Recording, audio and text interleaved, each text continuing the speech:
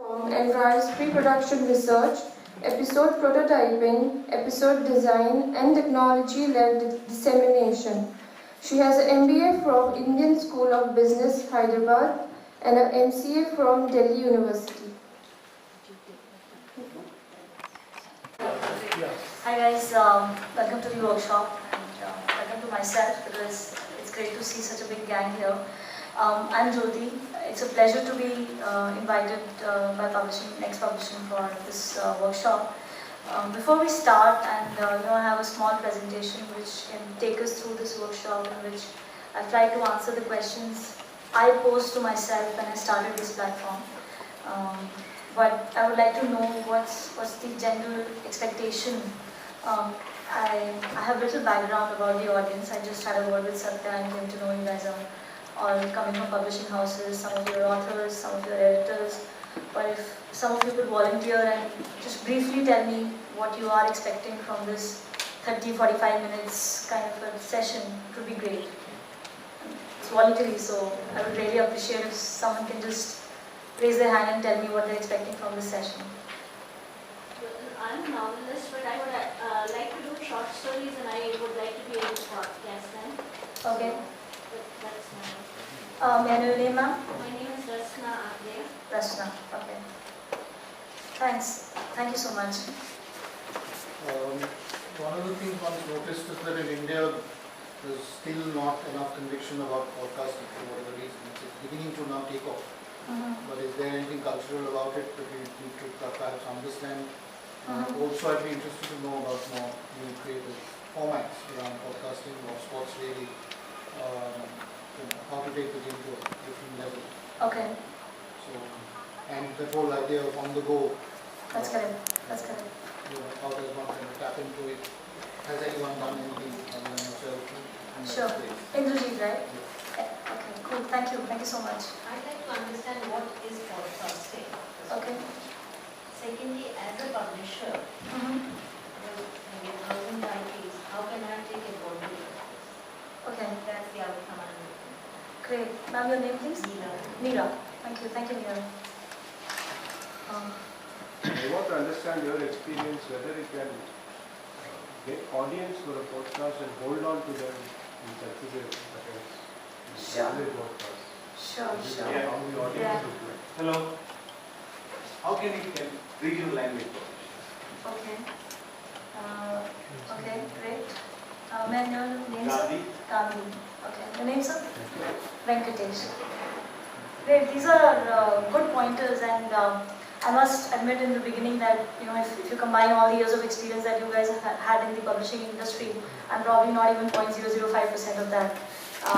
And I may not be able to answer all the questions, but I'll try my best to give you a sense of my experience because that's all I have here and whatever I have thought about podcasting.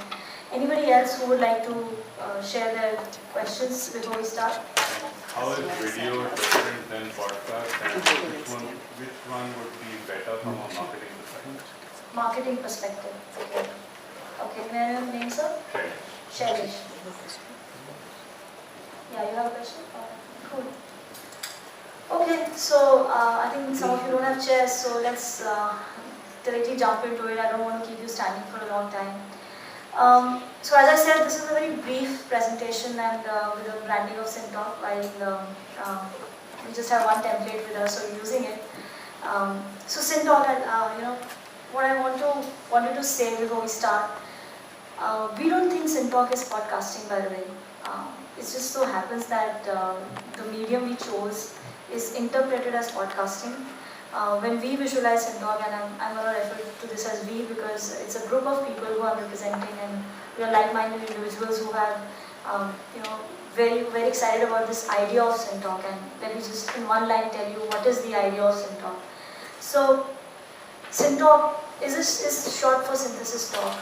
It's an interdisciplinary talk show with a philosophical approach to understanding the world from a long-term perspective. That's it. This one line describes exactly and everything that we do. We're trying to build conversations, we're trying to record conversations, we're trying to make conversations happen, and that's why you're calling it a talk show. The conversations are interdisciplinary in nature. We get Syntalkers who, and Sim Talker is a kind of a person who I can, off the record I can discuss more about that. But we get Sim Talkers from different disciplines and we put them together in a conversation and we record this talk show. Our approach is philosophical. We are very curious. We are very curious about things. We are very interested to know how things happen, how Sim Talkers think, how things hang together, and a lot of hows. So if we get our way around with Sim Talk, we really want to kind of demonstrate to people how to think, how thinking happens, if we can do that. So when we visualize Sim Talk, and it's not a one-year process, though we started our first recording last year, we were thinking of multiple ways. I'm a technology person. My postgrad is from computer science, and I understand a lot of aspects of technology. So we were brainstorming a lot of things, starting from writing a piece of code, writing an app, making a game, and we were thinking of a lot of things. But we realized that with the group of people we were and the resources we had, when the idea of audio hit us, we realized this was the sweet spot. So audio is the medium in which Sim Talk is existing. So Sim Talk is not a podcast, so let me first make that distinction here. But because we chose audio as a medium, we have done some research on podcasting, and that's what I'm going to share with you here. So why audio? Again, anybody who is thinking of podcasting, let me clarify, at least simplify podcast for you. Podcast is nothing but an MP3 file. Anybody who has a little bit of computer science experience, or anybody who's interacted with songs.pk, or anybody who's had a phone where their kids have transferred songs to their phone, and you guys have enjoyed Kishore Kumar or Mukesh songs, MP3 file is just an audio file. Podcast is a slightly more polished term given to dissemination of that MP3 file in a more legal way, in a more regulated way. Not in the way in which songs are transferred. So if my friend transfers a song to my computer or my phone, it's not a podcast. But if you host that MP3 file on a server and allow people to stream it at their own will, it becomes a podcast. And trust the marketeers to make it fancy. That's how podcasting has come into existence. There is of course a history to it, how iPod came into being, how an app was built, how a website was built, how blogging was happening, and I'm leaving that to people who are interested in it. We can go into that history. Google is there to help us. But podcasting is now synonymous with saying that the dissemination of information is happening in audio format. So why did we choose audio? That's the first question which any publisher would be interested to ask, whether it's a publisher with lots of titles, books, whether it's a regional publisher, whether it's somebody who's looking at podcasting as a marketing tool. Why do you want audio? And that was a question we were asking us. And these are some answers which we came across, and these were some pointers where we thought Sim Talk is of this nature. That's why audio matches the medium we have to choose. So we believed audio is closer to thinking. Audio is immaterial, there is no physicality attached to it, as opposed to video. A lot of people have asked me this question: why did you go the video way? Why you're not doing transcripts? And we have a panel after this, so I'm sure I don't want to give away the answers right away. But for us, as Sim Talk, we believed audio was closer to thinking. We wanted to build a platform for thinking, and we wanted to capture that thinking in its raw format. So for us, audio is the right fit. Now, all of you, in whatever business you're doing, whatever work you're doing, you have to first answer that question: why audio for me? What is it about audio that fits my aspirations? An author may think, great, let me just put out my snippets of the book as an audio.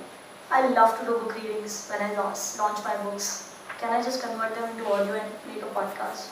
Because when you're doing a book launch in Crossword Store in Kemp's Corner, you're limited to that space. But if you want to do a book launch on internet, you might as well do a book reading, release it as a podcast. That's one idea. If it's a teacher, and online education loves podcasts because teachers can give out lectures, they love giving lectures. They could do small Q&A. How do you think about questions? How do you want to tackle solving a question? Because online education has a lot of potential about using audio. And student need not be in front of a computer, need not be in front of a blackboard.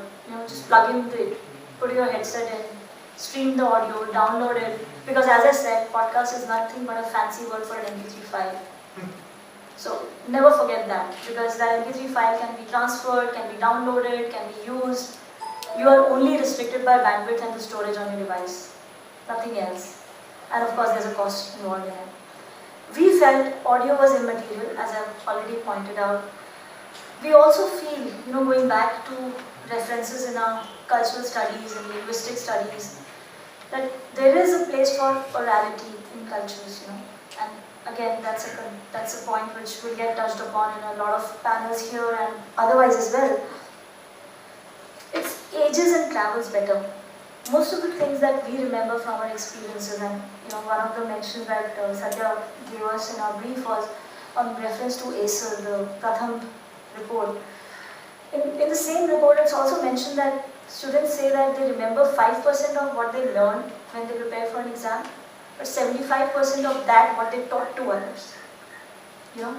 And that's a very interesting insight, that if you are teaching somebody, or if you're speaking it out, you're probably remembering that more than what you just learned from the book and learned the formulas and scribbled something on a piece of paper. So definitely there is a sense of transcending time. You're traveling farther, you're traveling better. So you're not restricted in saying that, like if I watch a video of that serial Hum Log, it feels so out of place. But if I listen to a radio show which I heard when I was a child, Akashvani, some play, the same, there used to be some plays that used to come on radio. I don't know how many of you ever got a chance to listen to them. But that same play can be narrated even now, and that medium is still used by some FM channels, that during Sundays they just narrate a play or a book. So definitely it travels better and it ages better. And there is a very nice angle of being mischievous. We felt as Syntalk, again, there is a lot of self-reference here, and pardon me for being self-referential here, but we wanted to make a platform which is subjective. We're not in the business of catering to the now. We want the listener to at least put in some effort to interpret Syntalk in the way they want it. Again, that is a question that you might answer in the negation, anybody who picks up podcasts, because I've seen enough podcasts now in the market who are capsules about. And by the way, the international podcasts who've made money, and that's another discussion, have actually been around how to make quick money, how to become an entrepreneur, how to become a successful person. So there are coaches, life coaches, who run their podcast channel and make money about, okay, this is what you need to do, this is how you need to live your life. But we looked at it from a different perspective, and actually I would say our ignorance helped us there, because when we were deciding on this medium, we had not come across these life coaches. It happened only after that I came to know that internationally podcasts are being used to actually make a lot of money. So for us, audio has a very interesting nature, and I would really encourage some of you to go and check out our episodes, because what we do is we introduce us in talkers in the beginning, and after that it's a free-flowing conversation, because we do believe that as time passes, it's irrelevant who said what. What is important is what was said, what was the concept, and how did you make sense out of it? What sense did you make out of it? And all this is subjective. All this can't be packaged, and there are a lot of publishers here, but all this can't be packaged in a book. It's just, the conversations and the audio format leave a lot to the imagination of the listener. So it fitted our aims, our vision quite well.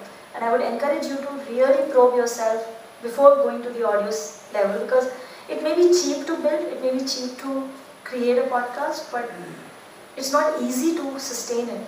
It's hard work, and we do believe that to make a good quality podcast, the intent has to really match with the output of what you're trying to do. And of course, we also are big fans of images, by the way. So we don't believe in dichotomy, that this is video, this is audio, we are on the audio side. No. We do believe there's value in video, there's value in images. Actually, we do believe there's a lot of value in images because our brain is probably 30, 40, 50% visual. But what audio does is actually allows you to create images of your own. So if I'm listening to an episode called Firstness of Ideas, I may be thinking about something in a different way than say Indrajit or say, Rasna may be thinking. Because you'll just create your own images, and that is what is going to stay with you longer. And that is where the entire essence of audio is. I think I've spent a lot of time around the theory. Let's get to the logistics piece, and I was encouraged by the people who set up this conference to touch upon the practical aspects of podcasting. So these are the three sections which I'm going to touch upon, and this is purely basis my experience. And during this practical session, I also touch upon the questions which you guys have posed to me. So we'll touch upon a bunch of technology tools. I'll also kind of give you some pointers, because I don't have the entire library with me, of what all tools you can use, but I'll tell you how to go about looking at them, how to go about comparing them, some indication of what kind of costs are involved. And as I mentioned just now, it's not very expensive. And of course, how to fit in content and understanding of content and audience profile to a medium like podcast. So let's look further.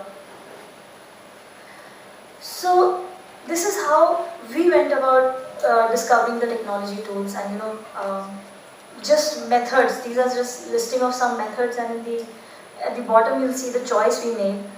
So when we started doing research, as I said, podcasting is just a fancy word for MP3 file. We came to know that there is a process involved hosting that MP3 file. There is a process around making sure that server space that you buy is capable of streaming. So not all the servers are capable of streaming media. So this is one check. As an independent podcaster, you'll have to, if you have an IT team, they'll do the job for you, trust me. But if you are an independent publisher who's going out in the market and looking for servers and trying to find out what features I should do the checklist on, just make sure that first of all there is enough and more space. So all these server spaces, they give you packages that up to 10 GB this much, plus this, plus this. So get the best idea of how much space you want and go for the best package. After that, you should be sure that the server is capable of streaming a lot of concurrent transactions. So when I say transactions, it means concurrent streams. So at any given point of time, the way streaming works is that the media is kept on a certain server, and a lot of people are trying to access it. And it could happen that a lot of people are trying to access it at the same time. So the server should not go down. So that's one thing we should keep in mind. Now, as you go out in the market, you will come to know of these tools called Podbean. SoundCloud is one. Then there is a audio hosting service provided by a Big Rock kind of a company, which gives, or GoDaddy kind of a company, or HostGator kind of a company. They'll say that we can host media for you. So you'll have to make a cost-benefit thing, that how much space I'm getting and how many files I can host. In the beginning of what we experienced and we found for ourselves, we were not sure what's going to be the scale of our platform. We didn't want to estimate that only 50 GB of space I need and only 100 concurrent streams I would need. So we wanted the flexibility. So when we came across SoundCloud, I think there's an echo in the mic, if I'm not wrong. So can I just speak with the mic? No? Okay. There's some echo. Sorry guys. So when we came across SoundCloud, we realized that there are companies which are giving you server space, then they expect you to figure out the rest of the logistics yourself. How to host it, how to stream it. And there is an interesting piece here that iTunes has a podcasting section dedicated to podcasts. So if people who have been using iPhones or MacBook laptops, they know that on iTunes you can go and check out a lot of podcasts, not just Indian but internationally available. So in order to host, kind of stream your podcast through the iTunes software, you need to have an RSS feed arrangement. It's a very simple technically it's a very simple thing, but that's a checklist point. You have to make sure that you check with the hosting space you take, how to enable this connection between iTunes and the server hosting. So we figured out that SoundCloud was the very quick and easy way to go. We also realized that it was very user friendly. So, I'm a technology person, but the rest of my team is not. So we realized that SoundCloud is something which is easy to understand by a layman as well. So you can create an account, you can upload an MP3 file. It is, it is available for streaming to a lot of my concurrent users, and you pay a nominal fee. So I think the number I remember is about 5K or 5,000 or 6,000 bucks a month is what we are paying for a infinite usage. We took the pro plan, what they call as a pro plan. And there is a way to just make a connection with iTunes by creating an account on iTunes. So first thing you have to do is create an account on iTunes where you give a description of the podcast, and then you link it with your SoundCloud channel by just, all these things are self-descriptory for somebody who's just going to SoundCloud. So SoundCloud made it very easy for us, and we realized later on that, just like YouTube is the mode of video publishing these days, choice, people prefer to publish videos on YouTube now. A lot of people prefer Vimeo as well, and we can talk about that later.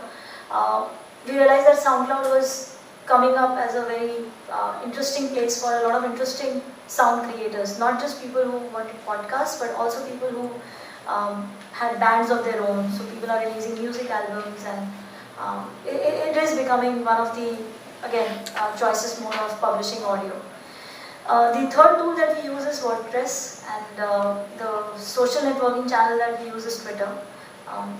These are modes of staying connected with our audience, and that's also a digital presence, because when we reach out to SynTalkers, they want to see something which talks about us. They can't be just relying on a call from us. And again, for a publisher it may not be a problem, because you might already have a website, you might already have a HarperCollins, or these the big publishers, any publisher will have a website. So for us, we needed a website, and again, WordPress, all of us know, is a very quick and easy way to make a quick website without paying too much of money.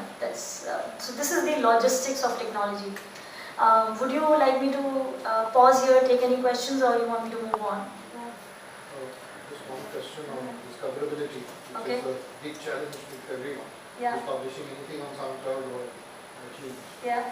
What's been your experience, and how have you tackled that? Yeah, so, it kind of this question to me lends itself to our philosophy of building SynTalk.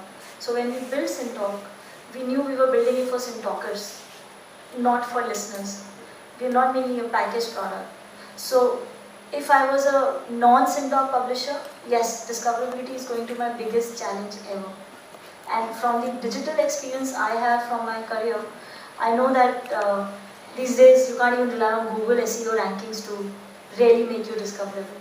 So I think the marketing team really plays a huge role in making sure that you're discoverable, whether you do it through PR articles, whether you do it through tweets. We have a very buzzing Twitter channel. We do put a lot of tweets out, and it's because, again, with Twitter we find that there is a philosophy match with that medium, but that's us, SynTalk. But discoverability challenge is something which has to be tackled at a case-by-case basis, using the standard modes of trying to separate you from the clutter. You do it through... You don't share it with other platforms, or We, as in which platforms are you referring to? media platforms? No, so we don't have a, so as I said that we are a bunch of enthusiasts. I would say that we more like a thinking garage startup. We are not putting our resources in disseminating ourselves into media or talking to PR or doing any kind of marketing activities. We have limited resources, and we want to channel them all to SynTalkers. So we want to get SynTalkers to come. So again, when we made this decision of creating audio, we knew that our audio sessions will be real time. They will not be conducted over Skype, and I missed that point when we were talking about audio decisions. So our conversations are all recorded in real life. So we get all the sim talkers into one recording studio and we make this conversation real time. So again, that's a choice which, if I look at some of the international well-known podcasters, they do conduct Skype interviews, they do conduct conversations over Skype, and they do make it available as a podcast. We decided not to do that. Again, there's a cost involved there, so we decided to just channel all our resources, making sure that sim talks happen in real. And couple of things we've noticed that, like if I talk about a well-known team and well-known group, AIB or TVF, the young people are big fans of those channels. Those people do spend a lot of money in disseminating any release they do through Twitter, through Facebook, through Google, through any kind of advertising. And interestingly, most of these digital content creators are now beginning to use the traditional media as well. So very soon, you'll see them on TV. Very soon, you'll see them in newspapers. You hear about them. They get their advertorials written in newspapers. So discoverability is going to be a challenge as long as this excess of content. I don't think we have answered that challenge so far.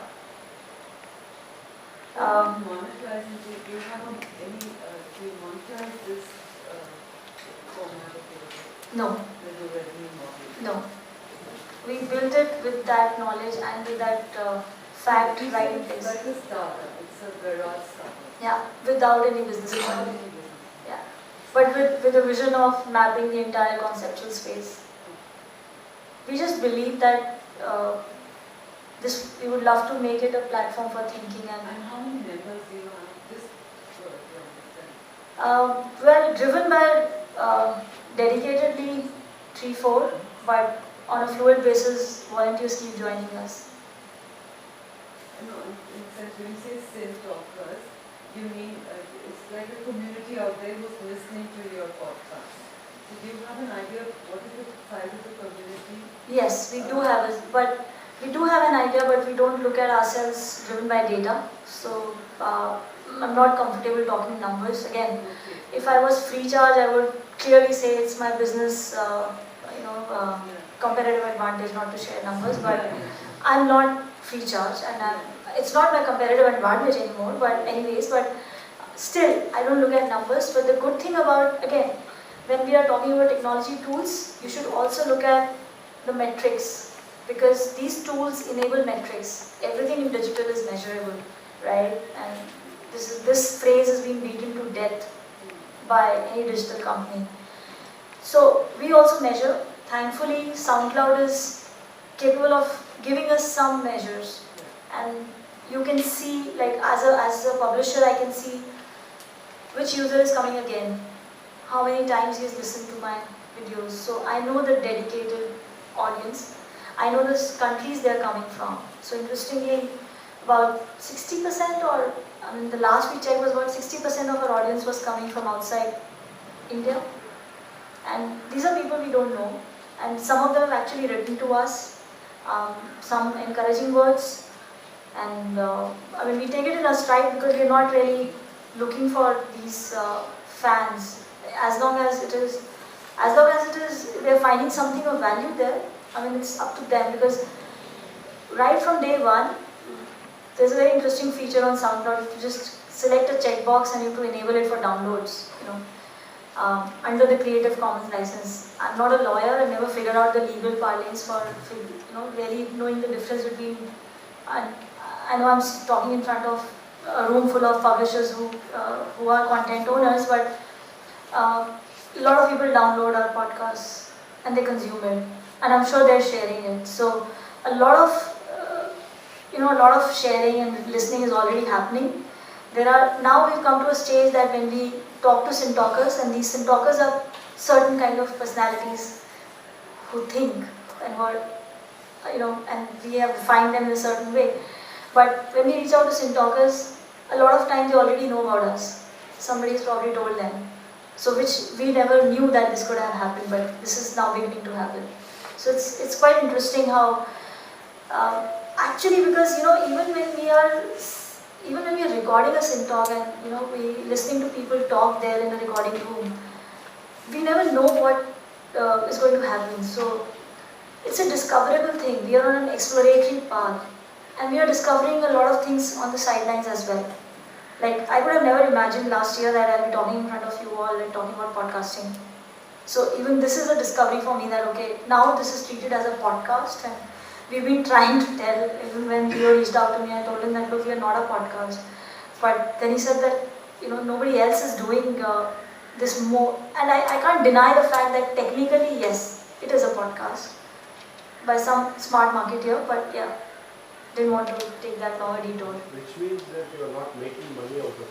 Yes, coming back to the question, we're not making money out of it. Do you pay your sync talkers? Interestingly, no. But we don't let them pay anything as well. We make sure that they don't spend anything.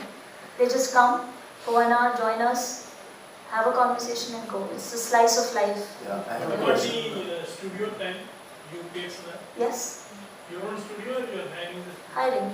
Then where does the money come from? My own bank account. That's what it is. No, but what's the future?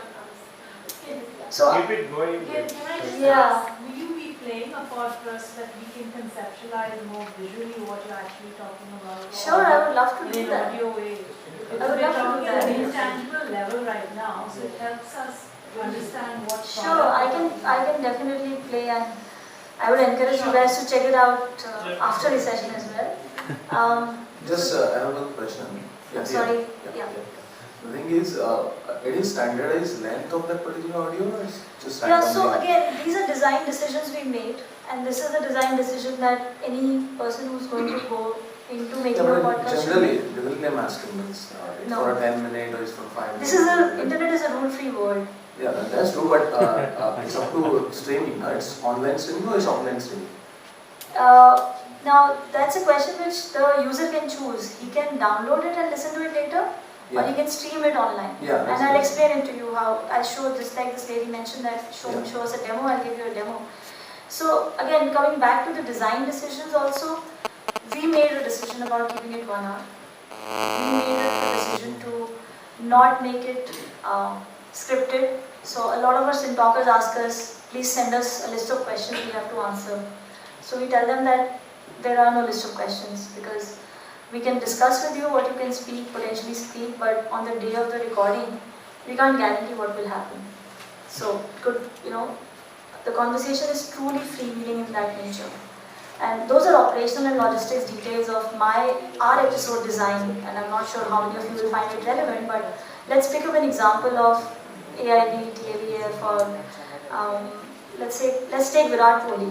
If Virat Kohli wants to do a podcast, what would he be talking about, right? What would he want to do? First of all, he first have to answer, do I want to do an audio? And trust me, at this age, he would not like to do an audio. He would love to be in a video, would love to show off his physique and everything. Anyways, let's assume he's grown old and he wants to do an audio. So, what would he decide to do? Let me give snippets of cricket advice to youngsters. Then he'll ask himself, what is the optimum length of an advice I should give? After which people tune off. And then he'll come to a conclusion, 25 minutes probably. After that, cricketers don't have the patience. What should I be asking in that conversation with myself? Okay, I can tell them about health, I can tell them about fielding balls, I can tell them about maintaining the wicket, making sure they eat healthy. So he'll have a structure around it. And this is purely imaginary, I'm just thinking on the spot right now. So we went through that process ourselves. We knew that, okay, 1 hour is the time we want to let this conversation exist. We also decided how many talkers we want, so on and so forth, and I'll give a demo as well. If you are okay, I can keep the demo for the end, or you want me to... No, I think Now? now? Okay. So this is a narcissistic exercise. I'm going to syntalk.wordpress.com. That's our website. And I'd encourage you all guys to please check it out. And this is the homepage. Talks a bit about what I've already spoken about. There are episodes linked here. Turn 1 is our first year completion, which we did from July 12th last year to July 11th this year. Turn 2 is, we are in the Turn 2 right now, and all our episodes are titled with an acronym. In Turn 2 we have done something like Mystery of Violence, Representation of Space, View from Below. On Turn 1 we did something like Architecture of Life, Act of Madness, Argument over Quarrel, Arrow of Time. So these are titles because I know you won't know them unless you click on something. So why don't you just select an acronym from here and I'll click on that. Architecture of life. Architecture of After life. planning the scope of fiction, maybe Okay, let's go to Scope of Fiction. Yeah. for this audience. Yeah, I'll just go there. So this is where all our episodes are listed, and So much. we've done 39 episodes so far. Wow. So this is Scope of Fiction, and we did this in June this year. So what we try to do on our website is, besides the audio itself, we try to tell you what this episode is really about. So we've done a brief episode description which talks about what we've discussed, what we've kind of asked. So our approach is question approach. So you'll only see questions in this episode, in this text. You won't see the transcript of it. But we do believe that SynTalk has lots of answers. It's just that what questions you have in mind. And sorry, I keep going back to my story. But we also try to talk about the SynTalkers we've invited. So on this episode, we had somebody named Dr. Souvik Mukherjee. If any of you have ever read about his work, he does have a blog of his own, and he's teaching in residency right now. He dabbles in game studies and he's a professor of English literature. That's a brief profile of him. Then we invited Professor Rukmini Bhaya Nair. I think some of you may be aware of her name, and she writes, her articles also appear on NDTV website, and she's a well-known professor based in IIT Delhi. Then we also invited Anjum Rajagiri. Some of you will know him. He's a scriptwriter, and he's worked on films like Rajniti, Gulam, and Legend of Bhagat Singh, and works very closely with Prakash Jha himself. So we invited these three people, and from the website itself, you can click on this, and I'm not sure if the audio is connected to the speaker, though. Put the mic.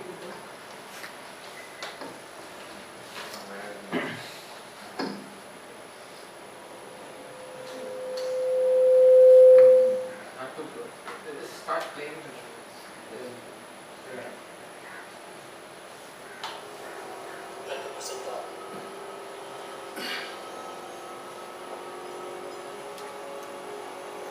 Talkers around the table today discuss the scope of fiction. We think about narratives and stories, using ideas from literature, narrative theory, video game studies, screenwriting, and filmmaking. We wonder if new narratives create do we remember narratively, and what is the significance of the medium in storytelling? Are there a finite number of narrative structures, and what role does a crisis play in narratives? What's the long-term future of narratives, and will interactive and aesthetic simulation replace a permanent narration? We're pleased and privileged to have recent talkers around the table today. Dr. Souvik Mukherjee, who's a researcher in video games and storytelling and teaches at Presidency University in Calcutta. Professor Rukmini Bhaya Nair, who's a professor in IIT Delhi. She researches in areas of linguistics and narrative theory to understand the limits and possibilities of language. And Anjum Rajagiri, who's a professional screenwriter and a screenwriting teacher and works in the film industry in Mumbai.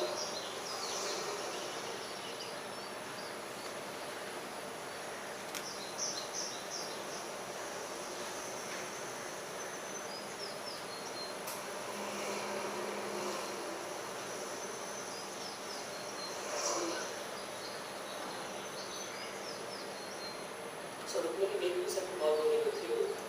You start at a relatively simpler point and you go along and see where you end up. What is a narrative? Why don't we start at that basic point and we'll see where you end up? Okay. I think there are many ways to describe a narrative. Let's say we could think about the structure of a narrative or the structure of a story. But I think it's quite important not to confuse fiction with narrative. Okay. So today's episode is, I understand, called the scope of fiction. That's right. But one of the things is that fiction we usually oppose to, let's say, fact or something like this. Right. But narrative covers both fiction and fact. So we are storytelling animals, for example. We are narrative animals.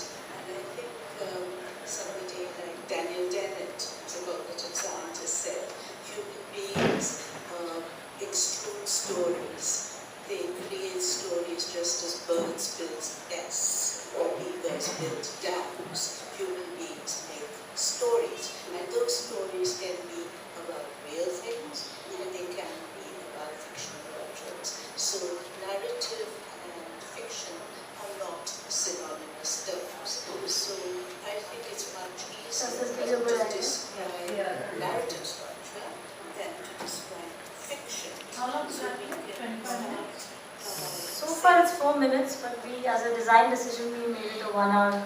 Our sim talks are all 1 hour long. So, once we had set the template, after that, most of it is about, as I said, for us, the questions are more important. And, last time I heard Tisoff, I thought of something else, but now when I was listening to Professor Nair talking about how birds build nest, it's immediately linking with another episode that we'll do in 3 weeks' time. And we were talking to a ex-director of BNHS in Bombay, and he was telling us how some birds don't build nests. They actually, lay eggs in somebody else's nest, and and there's a particular bird called papiha which actually leaves its eggs behind in India and goes to Africa, and let the birds, the chick birds actually, once they're ready to fly, they find their way back to Africa. Never seen that in any other species where parents that leaves their kids behind. And so for us, the joy of creating these connections, the joy of creating this entire space of concepts linking with each other, because we are not restricting ourselves to, as I said, we don't believe in a dichotomy, so maybe 2 years later, Leo will not probably invite me for a podcasting thing, he'll just say, you're something else, because we don't know where we'll go. And it's turning out to be really a fun experience, because we never thought that, initially when we started building this thing, we didn't know that our episodes will start linking to each other, but now they are. A lot of our episodes are kind of touching upon these, and we believe our episodes are around concepts, so they're striking each other at notes, and we are loving this experience so far. So for coming back to the technology piece, and again, apologies for the detour, so the same thing is also available on SoundCloud. So while we are hosting it on Wordpress, that's our first point of entry, you could directly go to SoundCloud, look for SimTalk, and you'll come to this page. All the episodes here are available to listen just for free. So this is where we are paying a fee, because hosting costs you something. And if you went to iTunes, anybody who has access to iTunes can just search for SimTalk, and you will find a similar page where all the episodes of SimTalk will be listed to access through iTunes. So this is basically what we did. These are the 3 broad platforms that we are using: WordPress, SoundCloud, and iTunes. And our last presence is, our social presence is on Twitter. And we use that as a medium to, mostly when we do release our episodes, so somebody had asked me that how do you make it discoverable? We are relying on Twitter right now, but because I work in technology, I also know that Twitter is not really a young medium. It's considered to be, where there's a one leader, a lot of followers. It's not like Facebook. So I don't think it is solving the discoverability problem, but we do believe that for us, Twitter has this same philosophy where you can share your ideas in a certain way and let people discover you. So we actually not doing anything to be discovered. On the contrary, we want to be discovered. I don't know whether we want to be discovered or not. So we like the serendipity around this fact that somebody discovers us accidentally. So when we started asking ourselves this question, who will listen to us? The answer was, listener of Syntalk is somebody who's looking for Syntalk without knowing that he's looking for Syntalk. So it could be anyone, or it could be no one. And we're quite cool with that. Yeah. Coming to the next section, costs of podcasting. Kept it very, very brief, and of course, some people are worried about this fact that even I'm worried about how to keep it running for the longest time. We do want to make, right now we've done 39 episodes, our aim is to do 10,000 episodes. We do fund it with our personal funds, but we're not looking for any kind of funding. I can take these questions offline, but for people who are interested in knowing where the costs are involved, I have just highlighted a couple of things here.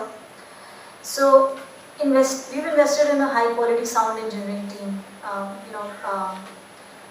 because we wanted the audio to stay for much longer than just a week or 15 days. And I know, again, people who worked in technology will know that MP3 is not going to be the standard for the longest time. I'm sure something else will replace it. So, the kind of investments you make now should last your podcast as long as you ideally want to. We don't want to finish it in next 10-20 years. We want to just keep this going for the longest time. So we want our files to be retained in a certain format which is transferable to another technology. We don't want it to become, out of time. So we've invested in a team. Of course, it costs us money, but that's where the costs are involved. These days, podcasting is very easy. Again, going back to the standard example of Virat Kohli. If Virat Kohli wanted to do, he just needs a mic and a computer, and he can just record it in his bedroom. So actually, anybody can do it from their bedroom. You just need a computer which can be enabled with a mic. There are free softwares like Audacity, and I'm sure there are more softwares that can help you quickly record podcasts, and those MP3 files can be hosted. So that's a way of cutting costs also, but that's a way where the cost can be involved. Again, as I mentioned, server space, platform fee. So SoundCloud is a platform. Had I taken a server, I would have paid a server fee and a streaming fee, depending on what the package is like. Right now I'm paying a platform fee. You could choose to do any of that. Operational expenses to get good quality recording. So not just the team, you need entire gig, right? Like the recording studio, the mics, if you want to own the mics, if you want to make sure that the space looks, so we've invested a bit in the aesthetics of the recording room, so once we go into the room looks like a Syntalk room. So again, that's something which you may not want, right? Some people may not want that overhead. This is just an operational expense.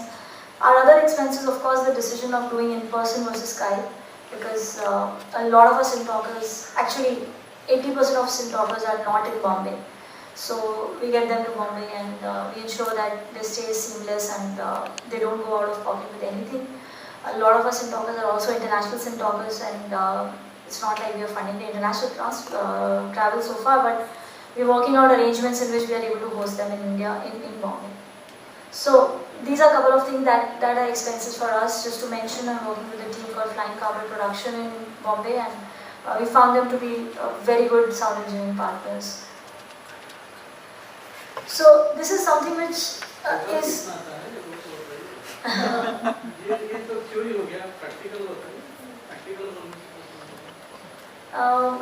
don't have those numbers on top of my head right now, but yeah, so let's say that right now I am not open to sharing that number, but yes, all that is funded by me right now. So, type of content and audience profile. This is a question again you have to answer for yourself in the beginning, how you want to structure it, how long you want the podcast to be, how you want to schedule it. You have to set the expectations right. A lot of digital content creators are already doing it, not just on audio but also on video, kind of doing a trailer launch, trying to announce that we launch on this day, we release on this day. We've tried to keep a frequency of once every week, but whenever there is a break, and this last month along with the next 3 weeks is a break for us, is when we announce on Twitter that and Twitter is our public mode of channel, where public mode of communication, where we tell our potential listeners that we are on a break and resume at that time. So even if we are not really talking to one person, say somebody called Neha, somebody called Aman, somebody called Preeti, but we know that in our minds we are answerable to when we release it, and we aim to do it once every Saturday. And these are the kind of things that you will also, as a publisher, come to a conclusion. These are fluid things. These keep on changing as it moves forward. Measurement, metrics, tracking data, as Sir just mentioned, that tracking costs of your measurements that you should have in place. How do you want to measure your efforts? So we right now, couple of things we are measuring is how many episodes we've done, how many episodes we are going to do, how many sim talkers we have hosted, how many disciplines we have touched upon. So for us right now, these are the metrics, because we are very producer oriented. But for a person who's a publisher or a person who's an author who's trying to podcast stories, they would like to know how many listeners are coming to my channel, who are those listeners, and if somebody converts their podcast channel to a paid channel, then it becomes very interesting that how many of your free subscribers become paid subscribers. So I have not touched upon the payment piece here, but people who host the paid subscription podcast, they also charge through a payment gateway. And on iTunes, it's quite easy. I'm sure it is easy. I have not tried it, but iTunes takes care of the payments and all, so you can become a paid podcast through iTunes. Or you could have a payment gateway integration on your website and host your podcast after the payment. So I'm sure people who are interested in it, I can probably help them go to the right websites to figure this out. But this is broadly what it is for us. Sim talkers are the core for Sim Talk, and listeners are something who are finding Sim Talk without knowing that they are looking for Sim Talk. So as of now, we are very Sim Talker oriented, and we want to do that at least for the longest term that I can think of. Any questions? So yeah. I was just wondering if it is possible to think in options in terms of cost, because we've been trying something at a very low budget level, just next to zero cost. So instead of the paid platform, we are using archive.org. Archive.org, that's correct. Which was set up by Professor Michael Hart in the 70s as an idea of archiving all the content that is shareable and things like that. We also tried that. So they gave us a channel of our own in that sense. So, book release functions we recorded from end to end, because at the end of the day there will be 60 or 80 people there. Yeah. But it could be heard by 600-700 or Yeah. Yeah. So that's one thing. Then in terms of recording, we just use this simple Sony Walkman, which costs about 4,000-5,000 rupees. There is a loss of quality. You will not get the kind of quality that you are getting. But a lot of people actually find it as a substitute for. That's correct. So actually, I think going back to this question, this links directly with what you guys are trying to ask me about cost. So, if I look at, it's very easy to find out the cost for, let me go back to the cost slide, and I think it's important to not deflect that question. The last point of in-person versus Skype, I think this is easy to find out, right? You guys can figure out from ClearTrip how much a ticket would be costing me to get somebody from Delhi to Bombay, right? That's very easy to do. So let's keep that piece out. Streaming server space. I anyways gave you an idea that to pay a platform fee, I'm paying around 5,000 to 6,000 per month. That kind of a fee I'm paying for using SoundCloud. Operational expenses, again, this is overheads, like making the aesthetics of the room look Sim-Talk like. So I must have invested something in the furniture, something in keeping a flower vase there, or this is very basic stuff. So it's a one-time cost, not too much. Again, optional. The main piece is high quality sound engineering.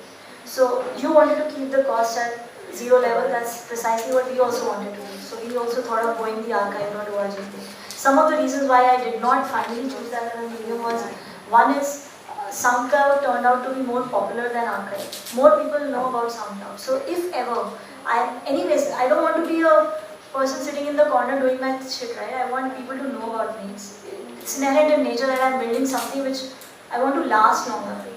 Even if it is randomly that people come to my, even if I want accidents to happen, I want to be sitting in the middle of the road to have accidents happen, right? So I chose SoundCloud for that, and also for the capability to link with iTunes. That became a problem in archive.org. I don't think it's very easy to link with iTunes from archive.org. So the other thing with SoundCloud gives us this capability of tagging. By the way, I must tell you, I'm also hosting all these things on academia.edu. Now that's a decision that came afterwards because a lot of my sin talkers, they just happen to be from academia and their profile. So academia.edu is this website like Facebook for professors.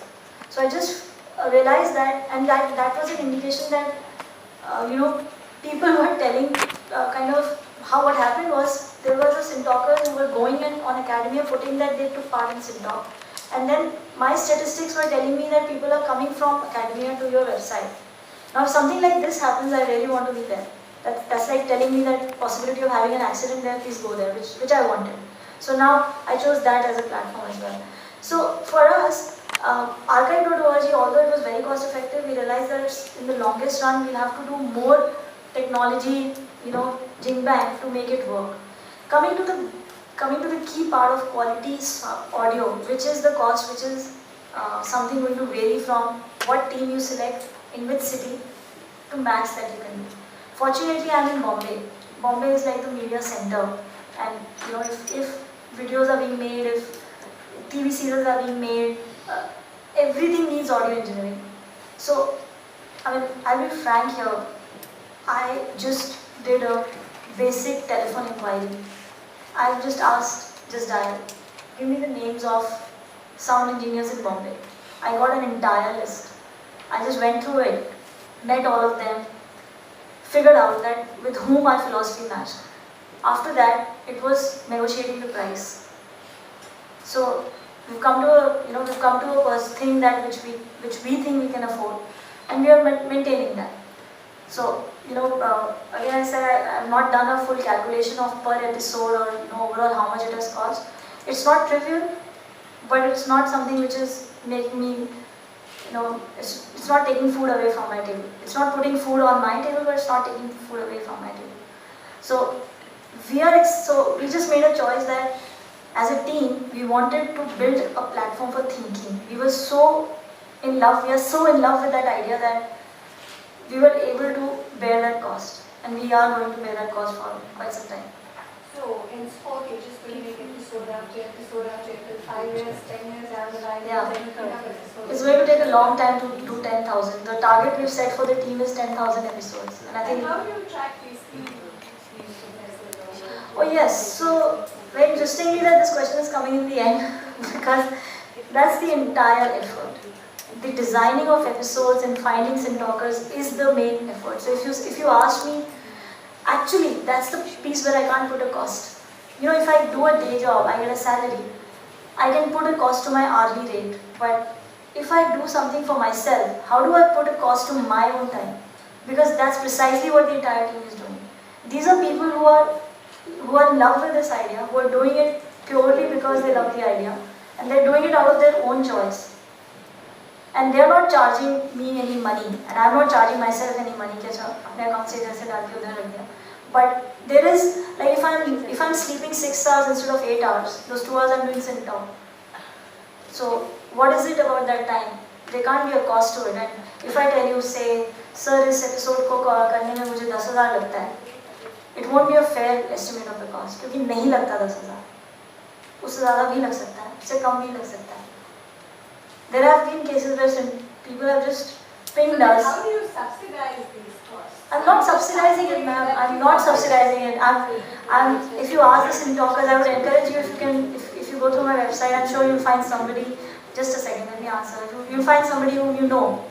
Do ask them how was their experience when they came and met us. Because at least from our side, we are making sure that when we welcome them as sin talkers, that, and it's not just 1 hour. 1 hour is what you guys, what listeners get to hear.